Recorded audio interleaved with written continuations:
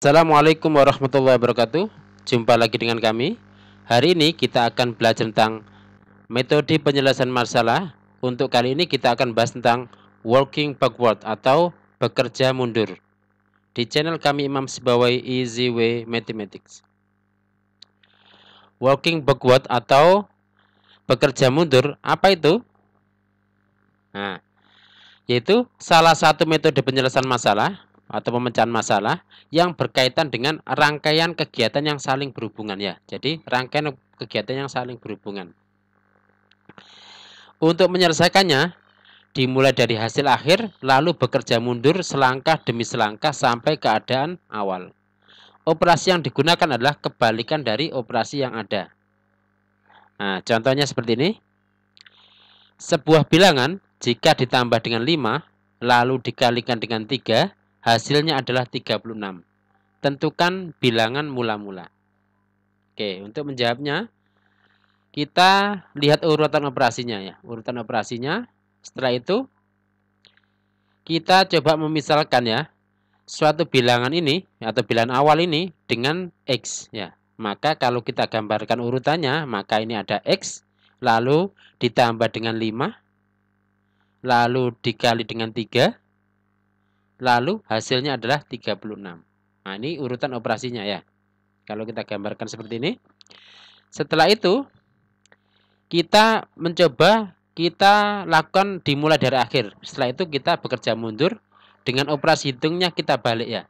Jadi kita ini awalnya, ini akhirnya. Berarti kita bekerja dari sini. Kita buat lagi ya. Hasilnya 36. Setelah itu kita sebelum hasil 36 ya. Kalau kita dari awalnya itu kan dikali 3 ya. Dikali 3. Ingat karena operasinya dibalik. Kalau untuk menghasilkan yang dikali 3 maka sebelumnya agar kita ketemu maka harus kita bagi dengan 3 ya. Karena kebalikan dari dikali 3 itu dibagi 3 ya. Berarti ini dibagi 3.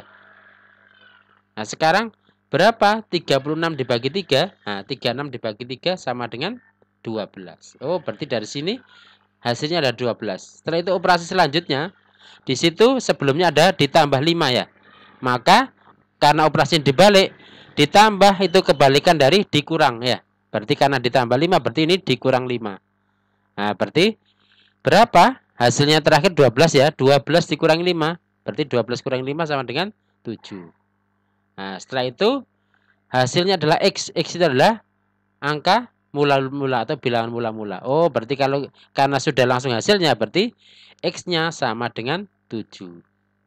Nah, itu. Jadi caranya adalah urutan operasinya kita mulai dari akhir lalu mundur selangkah demi selangkah sampai hasil awal. Itu adalah bekerja mundur. Itu di contoh pertama. Gimana? Jelas ya?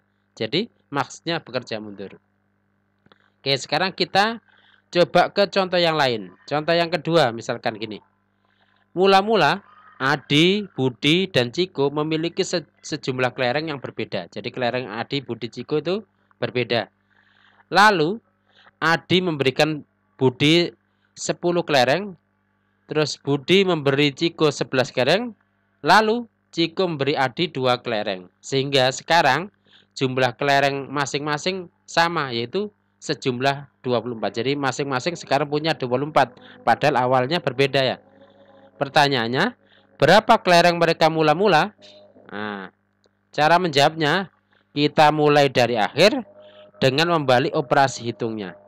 Ya, karena ini ada 3 orang, kita buat tabel seperti ini biar untuk memudahkan. Ini keterangannya ada Adi, Budi, dan Ciko ya. Jumlah kelereng masing-masing di akhir itu 24. Adi 24, Budi 24, Ciko 24 dari keterangan ini ya. Setelah itu kita mundur ya. Jadi sebelum hasilnya 24 itu yang dilakukan apa? Oh, ternyata Ciko memberi Adi 2 kelereng. Ciko memberi Adi 2 kelereng. Kalau Ciko memberi Adi 2 kelereng berarti kelereng Ciko berubah, kelereng Adi juga berubah ya. Berarti yang tidak berubah siapa? Kelereng Budi. Jadi kelereng Budi masih 24 ya. Nah, sekarang tinggal yang berubah adalah kelereng Adi dan kelereng Ciko. Di sini kita lihat ya. Kalau Ciko memberi Adi 2 kelereng, artinya kelereng Cikonya itu karena memberi berarti berkurang 2. Terus Adi karena diberi berarti bertambah 2. Tapi ingat, kita harus membalik operasinya. Yang harusnya Ciko berkurang 2, maka sebelumnya harus dia punya 2. Ya, berarti ditambah 2 ya.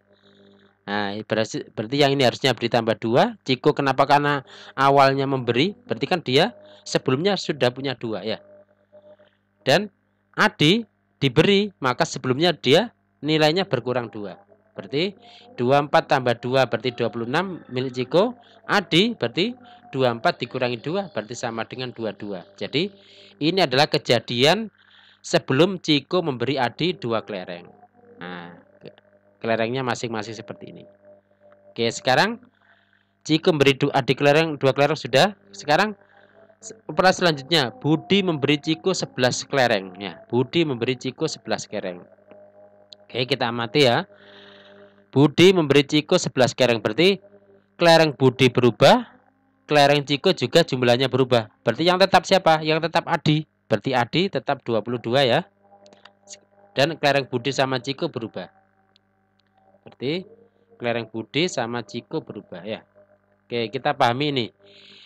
Kalau Budi memberi Ciko 11 kelereng, berarti kelereng Budi itu kan berkurang ya. Berkurang 11, kelereng Ciko bertambah 11 karena Ciko diberi. Tapi karena kita operasinya mundur, kita balik. Yang harusnya Budi memberi itu harusnya berkurang 11, berarti ditambah 11. Terus Ciko yang harusnya diberi itu bertambah 11, maka karena kita balik berarti berkurang 11. Sehingga hasilnya adalah 26 dikurangi 11 itu 15, itu milik Ciko 15, milik Budi 24 tambah 11 sama dengan 35.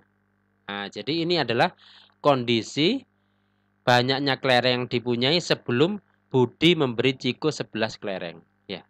Jadi ini keadaan sebelum Budi memberi Ciko 11 kelereng. Oke, sekarang sudah selesai. Sekarang kejadian sebelumnya, Adi memberi Budi 10 kelereng. Oke. Adi memberi Budi 10 kelereng. Berarti kelereng Adinya berubah, kelereng Budinya juga berubah.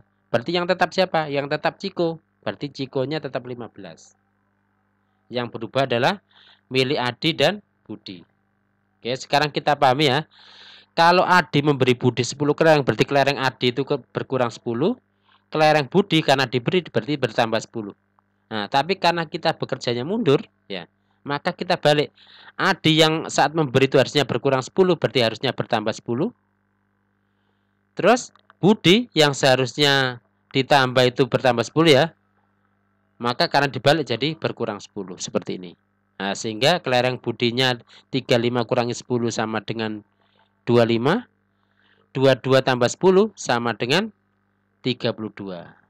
Nah, jadi kelereng Adinya 32, kelereng Budinya 25, dan kelereng Cikonya adalah 15. Nah, keadaan ini, jumlah kelereng ini adalah jumlah atau banyaknya kelereng sebelum kejadian Adi memberi Budi 10 kelereng. Ya. Terus operasi selanjutnya apa? Oh, ternyata tidak ada. Ya, oh berarti ini adalah karena ini kejadian sebelum Adi memberi Budi 10 kelereng, maka ini adalah keadaan mula-mula. Nah, ya, atau banyak kelereng mula-mula yang dimiliki oleh Adi, Budi, dan Ciko. Nah, jadi sudah bisa terjawab ya. Jadi Adi itu kelerengnya 32, Budi kelerengnya 25, dan Ciko kelerengnya adalah 15. Mana? Jelas ya? Oke, sekarang kita ke contoh yang lain. Di sebuah toko buah terdapat satu kotak apel ya. Di sebuah toko buah terdapat satu kotak apel. Uwais membeli setengahnya, jadi setengah dari kotak apel itu dibeli oleh Uwais, lalu sepertiga dari sisanya dibeli oleh Irda, dan sekarang apelnya tersisa 40, dan sisanya tadi 40 dibeli oleh Farah ya. Pertanyaannya, berapa banyak apel dalam kotak mula-mula? Berarti di sini ada 3 orang, ada kotak apel, ada 3 orang yang membelinya, ada Uwais, Irda, sama Farah ya. Oke, jadi kita buat tabel saja. Seperti ini. Uwais, Irda, sama Farah ya.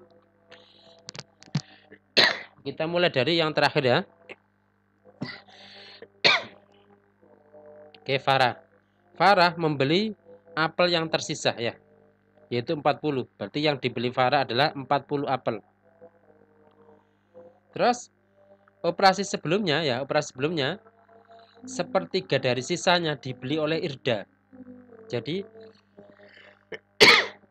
Irda ini membeli dari sepertiga dari sisa apel. Jadi karena sepertiga sisa apel itu dibeli Irda, berarti 40 ini adalah 2/3 dari sisa apel. Kenapa? Karena sepertiga tambah 2/3 sama dengan 1 ya. Jadi sepertiga sisa apel itu dibeli oleh Irda. Berarti yang dibeli Farah tadi adalah 2/3 dari sisa apel. Nah, sekarang berapa banyak apel yang dibeli oleh Irda? Sepertiga. Kalau 2/3 itu adalah 40, berarti sepertiganya berapa? Atau ini kan perbandingannya 1/2 ya.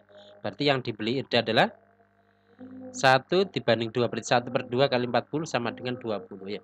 Jadi yang dibeli Irda itu 20 apel. Oke, operasi yang dibeli Irda sudah selesai. Terus kita ke operasi sebelumnya. Uwais membeli setengahnya.